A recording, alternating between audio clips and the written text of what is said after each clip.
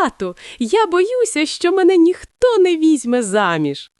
Не хвилюйся, доню, візьмеш у матері зілля, підсиплеш кому-мебудь і охмуриш. А що, у неї є таке зілля? Повинно бути.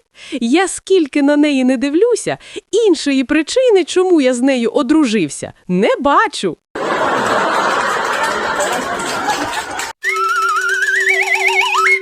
Дівчина прийшла в клініку з наміром збільшити груди і демонструє пластичному хірургові свій абсолютний ноль. Лікарю, з цим можна щось зробити? Лікар задумливо: «Та, мабуть, простіше буде член пришити». Мимоволі вирвалося у нього. Вот это поворот! Проходить сексологічне опитування жінок-баскетболісток. Журналістка бере інтерв'ю у жінки ростом під 2 метри. Ви сексом займаєтеся? Так. З ким? З чоловіками? Добре. А яка ваша улюблена поза? Стоячи. І де ви знаходите таких високих партнерів? Ніде, я їм під ноги табурета підставляю. А ви запобігаєтеся? Так. А яким чином? Дивлюся чоловікові в очі, коли закочуються, вибиваю табурет з-під ніг.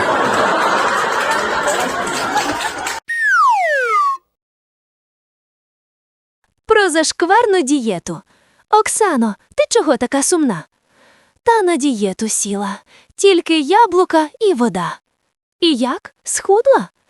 Ні, але зате тепер я знаю, про що думають гусениці, коли дивляться на мій сад.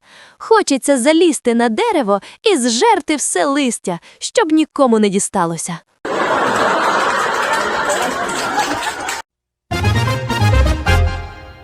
Про світло в кінці тунелю. Дружина чоловікові. Микола, ну скільки можна пити? Ти ж казав, що почнеш нове життя, коли дадуть світло. Так я й почав. Раніше я пив у темряві і не бачив, скільки наливаю. А тепер при світлі бачу, що не доливаю. Це ж прогрес.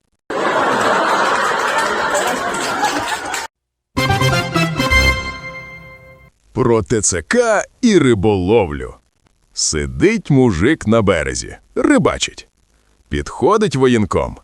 «Добрий день, ваші облікові документи». Мужик, не повертаючи голови: «Ой, пане лейтенант, пізно ви прийшли. Тут щойно такий косяк прийшов, що я ледь встиг вудки сховати». «Який косяк? Ухилянтів?» «Та ні, карасів. Але вони так гребли від берега, ніби їм теж повістки виписали».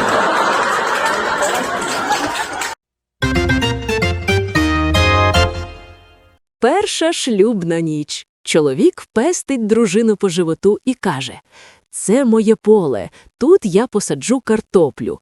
І заснув. На другу ніч пестить по спині і каже: «Тут я посаджу капусту».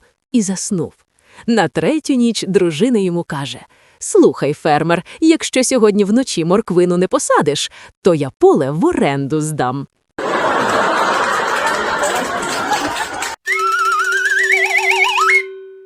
Десятирічна донька запитала у матері: «Мамусю, а як я народилася?» Мати посміхнулася і відповіла: «Одного разу ми з татом вирішили посадити маленьке чудове насіннячко. Тато викопав ямку, зарив насіннячко в землю, а я поливала його і дбала про нього кожен божий день. Через деякий час насіннячко проросло, стало міцніти, покрилося листочками і через кілька місяців перетворилося на гарну здорову рослину. Ми з татом її зірвали, висушили, викорили і обдовбалися так, що жахнулися без презервативу».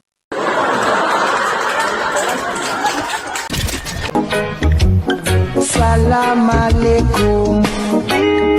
Алейкум ассалам. Підписуйся на «Веселого козака».